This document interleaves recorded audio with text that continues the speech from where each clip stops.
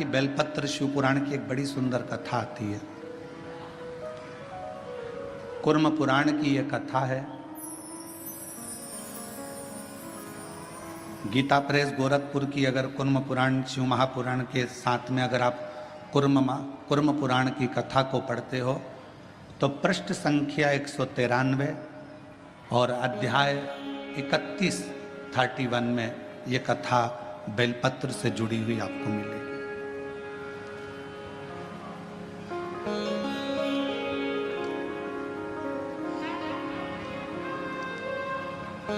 एक कथा आती है,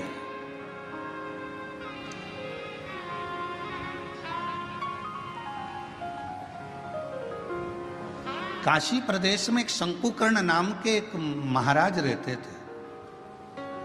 हमने उनको महाराज कहा।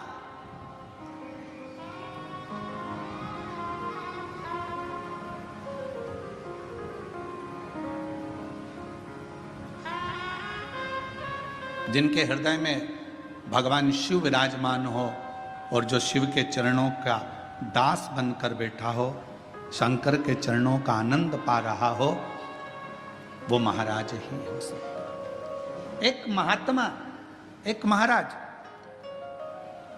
एक बाबा, शंकुकर्ण नाम उनका था, काशी में रहते थे। शिव जी की भक्ति करना, भजन करना, मंत्र जाप करना, नाम स्मरण करना, पूजन करना, अर्चना करना, बस उसी में लगे रहते हैं।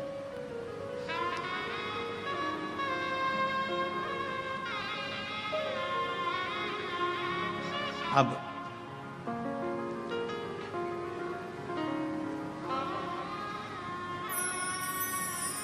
ये कथा कुर्म पुराण की भी है।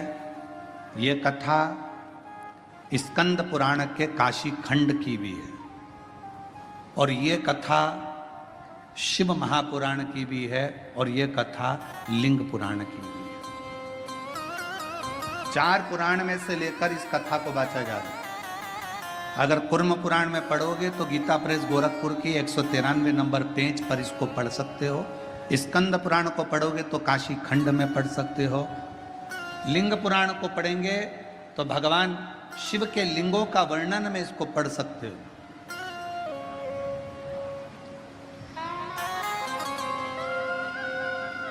और जितने लिंगायत संप्रदाय के मेरे शिव भक्त यहां पर बैठे होंगे वो इस कथा को बहुत अच्छी तरह से जानते होंगे। काशी प्रदेश में एक शंकुकर्ण नाम का एक व्यक्ति रहता था। उसको हमने संत की गणना में रखा। हमने उसको महाराज कहा, तपस्वी कहा, साधक कहा, उपासक कहा। एक व्यक्ति रहता था जो शिव की आराधना करता था। हम उसको साधारण व्यक्ति नहीं कह सकते, हम उसको कोई महाराज, कोई तपस्वी, कोई साधक, कोई उपासक कह सकते। वो अपनी भगवान शिव की भक्ति में लगा रहता, भगवान शंकर के नाम उच्चारण में लगा रहता, शिव नाम में, भगवान के नाम में वो हर पल लगा रहता, हर पल। उसका एक नियम,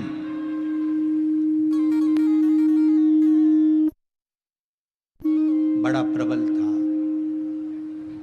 उसका एक नियम बड़ा प्रबल था। प्रतिदिन गंगा मां का स्नान करता, काशी विश्वनाथ जी के मंदिर में जाकर बुआरी लगाता, झाड़ू लगाता, सफाई करता, जितनी बेलपत्र पड़ी हुई मिलती उनको मस्तक पर चढ़ा लेता और उनको गंगा में विसर्जन कर देता।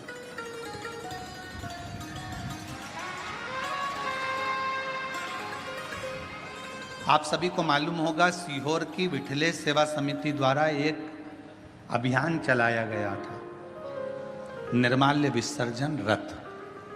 यहां पर भी चला था, छत्रपति संभाजी नगर में भी चला।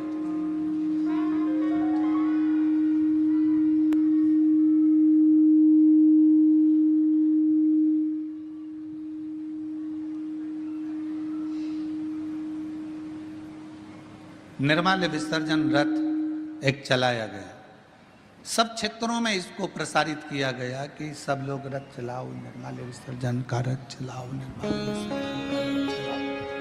सब क्षेत्रों में सभी लोगों ने मिलकर निर्माल्य विसर्जन के रथ को निर्माल्य विसर्जन के रथ को चला।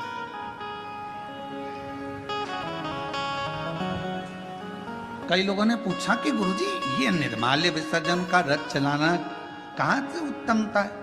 हमने कहा इसलिए हमने शंकुकर्ण की कथा का स्मरण किया है। 4 पुराणों में एक ही व्यक्ति की 4 पुराण में कथा आना ये बहुत कठिन विषय है।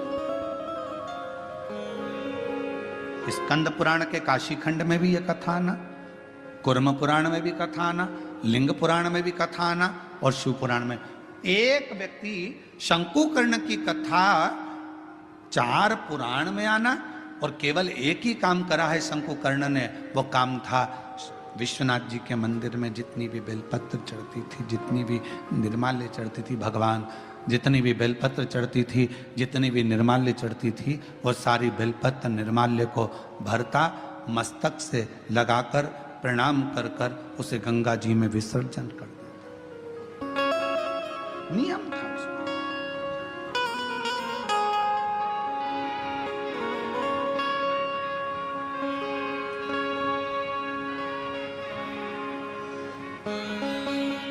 आपसे भी निवेदन है, सुबह सुबह शिव जी के मंदिर जाते हो आप लोग, 1 लोटा जल चढ़ाने के लिए जाते हो। शंकर जी के मंदिर में जो निर्माल्य पड़ा रहता है, इधर उधर अगर कोई फूल पत्ती बेलपत्र सामग्री पड़ी रहती है, उसको उठाकर एक और जब रखो तो उसको प्रणाम करा करो। क्यों? किस लिए? शंकुकर्ण की कथा कहती है निर्माल्य को उठाकर जो मस्तक से लगाकर प्रणाम कर कर विसर्जन में रखता है, विसर्जन की ओर रखता है, उसके अंदर एक ऐसा बल उत्पन्न हो जाता है कि मात्र वो किसी पर अपनी दृष्टि भी डाल देता है तो प्रेत जीवों का भी उद्धार हो जाता है। वो निर्माल्य में विसर्जन करी हुई निर्माल्य में इतना बल उत्पन्न होता है महाराज।